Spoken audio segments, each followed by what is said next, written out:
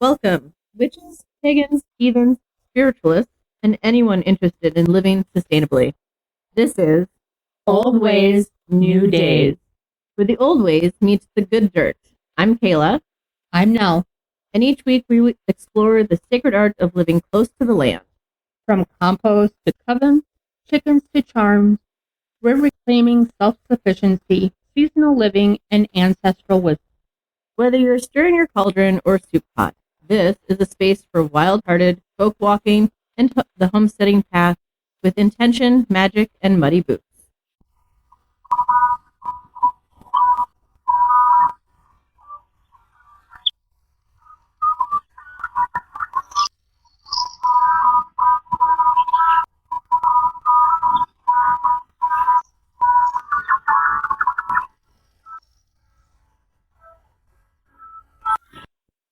All right, now, so our first official podcast. You excited? All right, so for those of you who are new, because obviously we're new, we're just starting this. Old Ways, New Days is a homesteading podcast with a pagan touch where we dig deep into all things self-sufficient, sustainable, and guide you off the hamster wheel of modern life. As we said in our intro, I am Kayla. I'm Nelle. And we're going to talk about a couple things today, but first we wanted to talk about ourselves.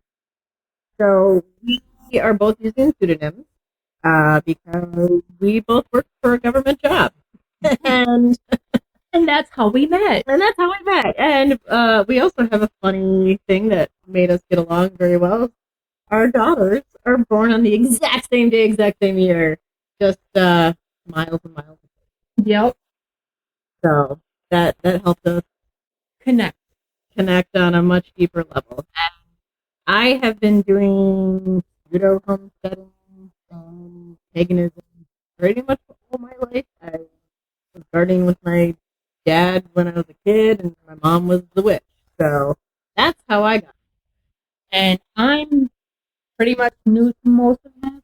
Like, I grew up gardening with my mom and my grandmother, or grandmothers, I should say, because they both had a family of 7. My mother and my father both were one of 7 kids. So, good old farm life in Wisconsin, believe it or not. So, yeah, I always had a touch of gardening, but now that I'm in a smaller area where I don't have a yard or space to have my own garden, I have to use a patio for my home inside.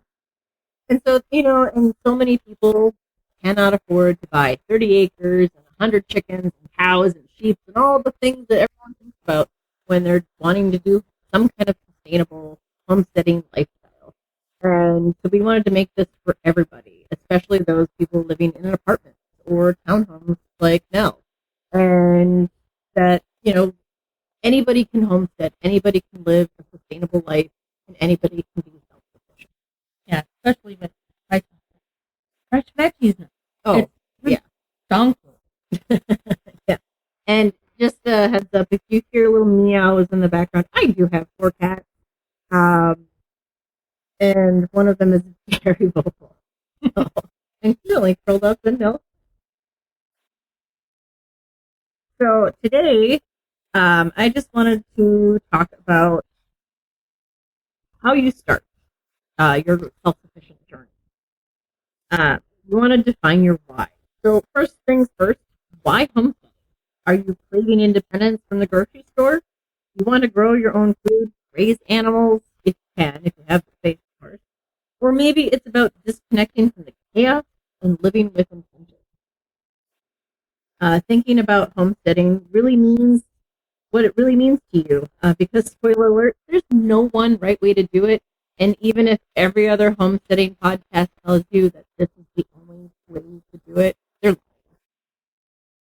lying. You could homestead on a rural plot of land or a city apartment balcony. It's less about acreage and more about mindset. Land and location. So let's talk land. If you don't already own property, you want to look for land that fits your goals, you want to find good soil, water access and zoning restrictions. You'd be surprised how many places will not let you have chicken. Where I live, I can have six.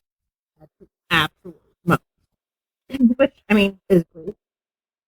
But I don't really have the space because my yard is mostly flowers. And why is that? Because I want to actually do bees. I want to harvest honey eventually. And you need about 1,000,000 flowers to do a harvest of honey. And you gotta have those flowers for pollinators. Yep. So that's why my yard is 90% flowers and 10% vegetation for my. If you're in the city, don't worry. You can still grow food. You can compost. In some places, you can keep bees, chickens, and maybe rabbits. Uh, Building basic self-sufficiency right where you are. That's what's important. Knowing what you can and can't do. For rabbits, you may have to get permission from neighbors because they can create other rodent problems. And then, do you want to raise them for meat? Oh, hey, Hilda, stop. That's my getting all pissy. Sorry about that. Just a little death. Yeah. So, do you want to raise rabbits for meat, or as just a fun, fluffy?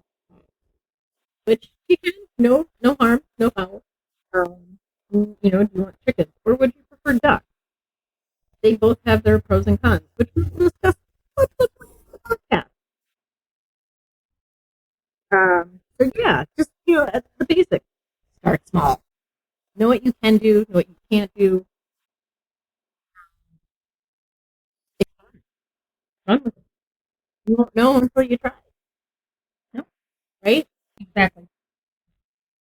What did you want to talk about today?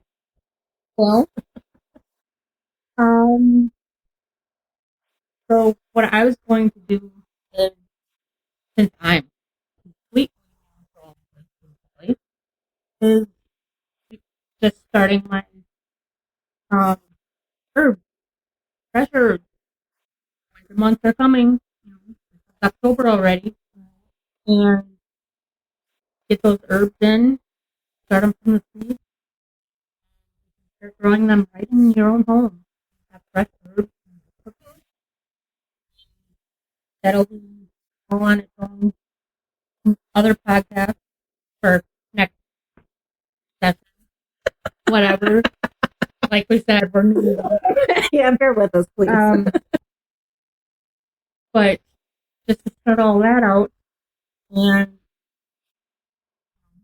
see how it goes from there. It's like an apartment. My apartment, I have my bedroom window, my roommate's bedroom window, and my balcony door. That's it. Does it even face out? Good question. Yeah, knowing directions is important. It does have a lot of light. And I do have a nice balcony where I can put plants and stuff also. But it's hard to grow stuff out. So having a grow light is essential. And you can just get a small one, put it in your kitchen even if it's enough room. Yeah, depending on the size. Yeah. I have a house and my kitchen is probably the smallest. It is quite small. It's tiny. But it is also, my house was built in 1890. So, old bones kind of limits what you can do. Yeah. But hey, it's a house. And you have a lot of windows. You have a yard. I'm so jealous. Don't be.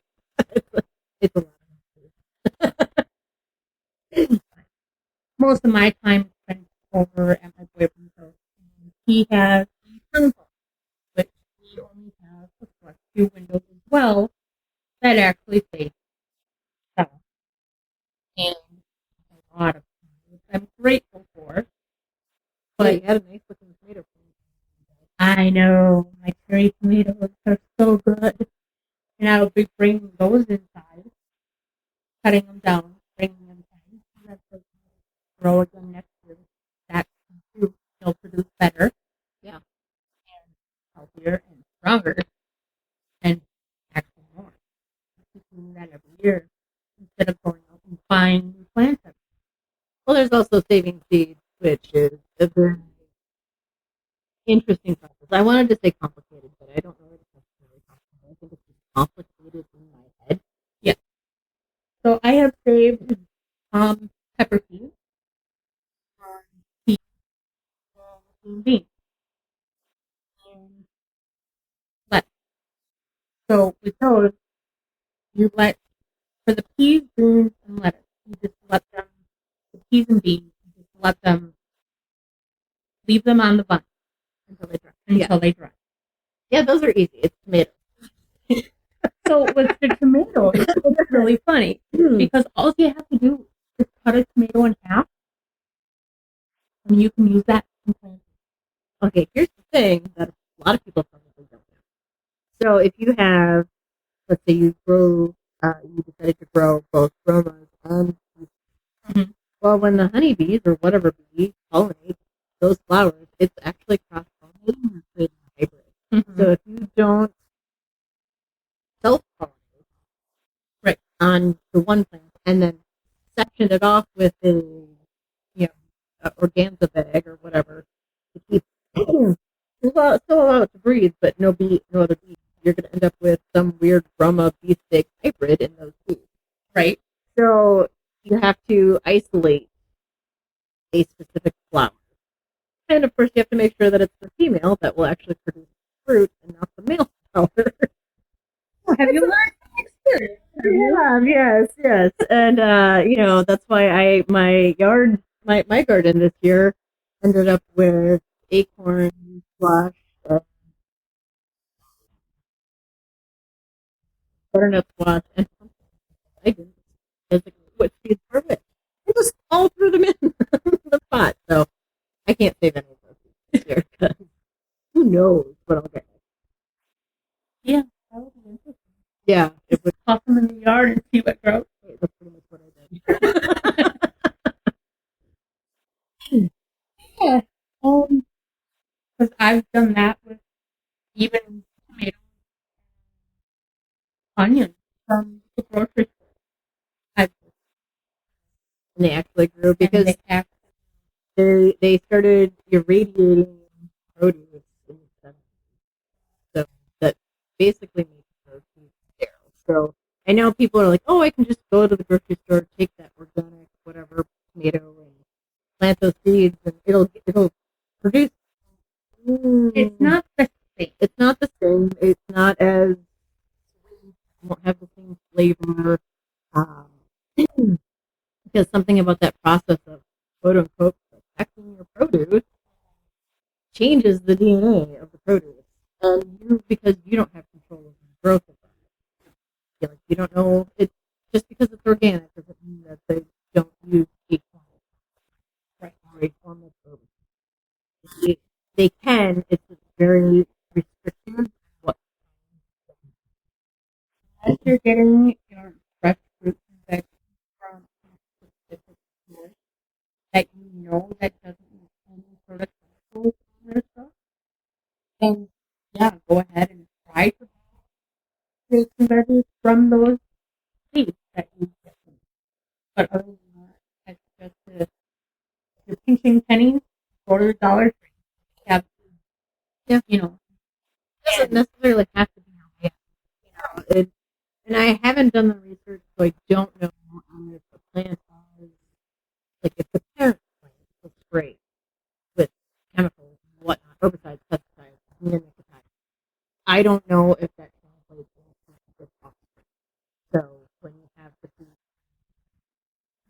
if that those chemicals also right. I don't know. And that's why they always recommend you washing your fruits and vegetables when you bring them home. Because washing all that right off of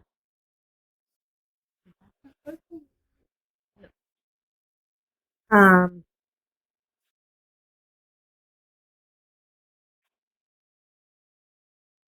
all right, but let's go back and focus on what you said about wanting okay. Where do we start? with your foundation, which would be soil that you grow your food. Okay. And what specific type of soil would you recommend? So you can use store-bought potting soil, which is really, really well too. I would stay away from things like topsoil. You could, I know, where I go, they have a good mushroom compost and a general compost along with a topsoil. But I do that in my outdoor garden. But you could still take a little bit of that mushroom compost and organic compost and mix it with a very good indoor garden potting soil, and then mix in some coconut oil as, just to help keep the soil aerated. Cool. So for somebody like me who has um, does like the soil that you can get from the market or like even like dollars maybe? You could always, uh, so depending on where you live, we're in my town, we have community compost. It's going to be a mix of both. Uh, I know they do charge. Some places don't. You can always ask, you know, neighbors where they get compost from for good, good charity. uh, so yeah, there's, ask friends. Maybe there are on social media, there are like seed exchange programs or groups. There might even be people who could recommend where you can get good, relatively inexpensive potting soil and a combination of soil and compost that you can put to the Okay. Are there like certain types of pots to stay away from? Like I know there's clay pots, plastic pots. There are certain ones that you recommend to stay away from. I mean, personally, I try to avoid the plastic as much as possible just because I don't want microplastics getting into whatever I'm growing. For my houseplants, I really don't care. If I'm going to eat it, I can. So I would recommend sticking with clay pots, like an unglazed clay pot. Make sure you have some kind of tray for water and the soil that will leak out. But a clay pot will actually benefit more so in the long run because they break and they will allow for better moisture retention because the clay will suck in any excess water. So if you overwater the herbs, the clay will suck in the excess water. And then as the soil dries, it reduces it. Plus, it also increases the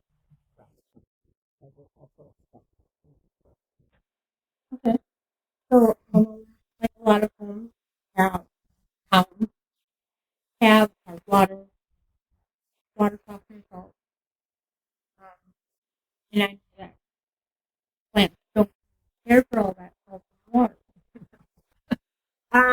If you can't avoid water softeners, uh, there's a couple things that you could do if you don't want to go out and just buy distilled water. You could distill water yourself. It's relatively an easy process. It just requires some And what do you mean by that? You take your water, your regular tap water, softened with your water softener, put it in a pot to boil, but you need to have a secondary pot above it that cools down.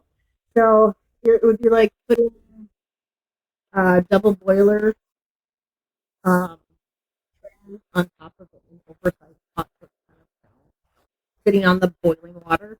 And then you have the lid turned upside down because then you have that angle.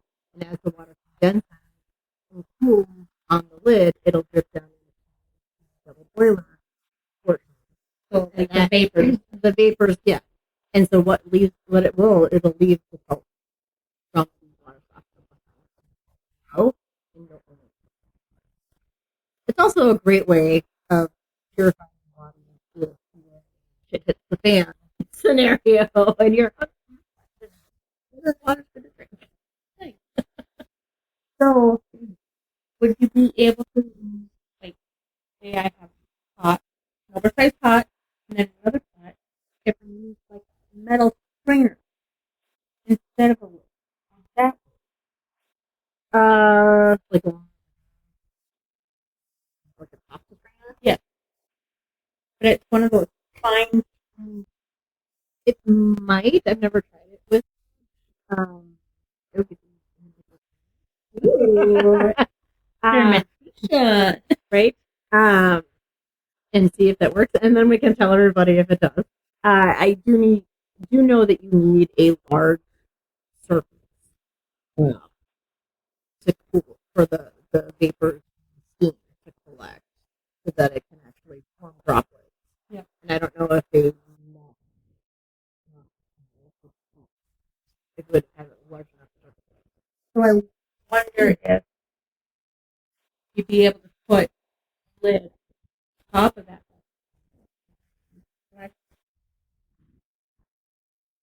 Yeah, that would, and that might help support the lid a little bit better. Mm-hmm. Yeah. Or if you don't want, to put your double boiler pan on top of boiling water, you can maybe sit that inside, or even just like a metal cup. But it's like I think you're really but there I have a cup of distilled water. there are, of course, like systems you can buy to distill water that, but yeah. We're trying to use the things that we have That don't cost money. that don't cost money that you can find in because that's sustainable.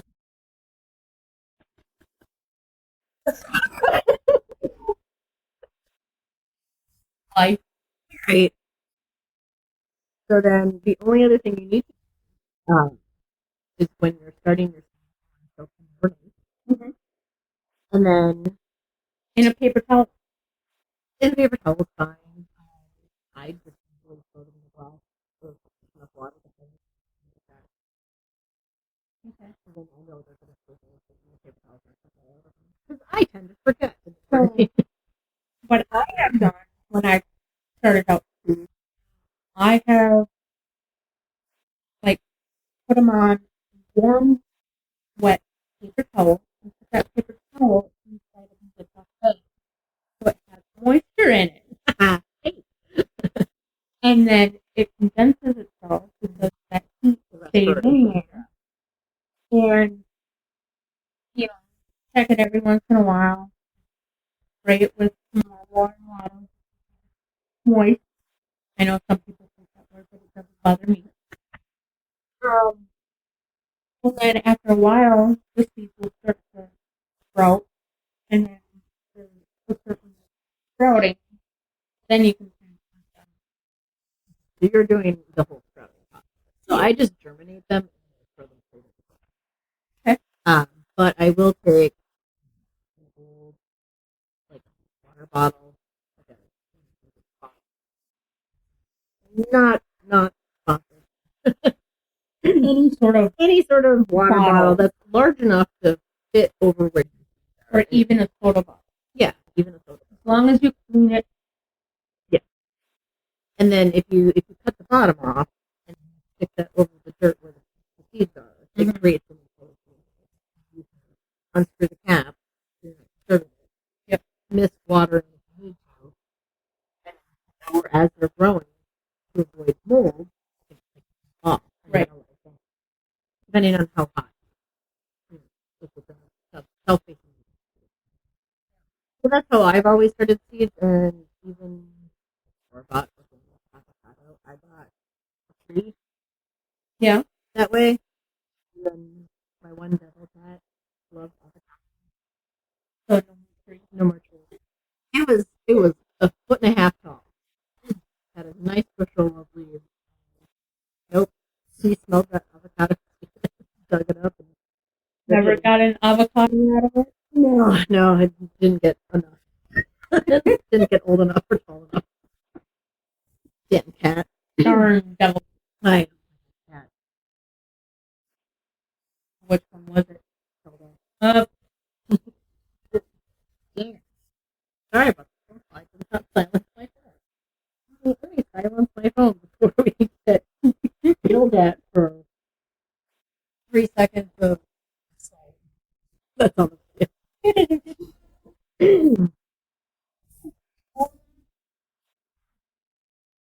That's all I have right now. Until next time we get together, we have to start doing that. Okay. All right. Well, I have plenty of time to I don't know. Perfect. I am your go-to gal right And now. I have seeds. Right. So, next time, Nell will go into more depth about what she's planning as far as her winter herb harvest. And we will have a pagan episode because we are coming up on a major holiday. And so I will want to talk about that and what that means as far as, living in unity and in sync, growing. Good. All right. So we've got a bunch of different closing taglines. We're just going to go through them one at a time per podcast. And we'll let you guys vote on which one you like the best. So, tend your heart, tend the earth. Until next time, this was Old Ways, New Days.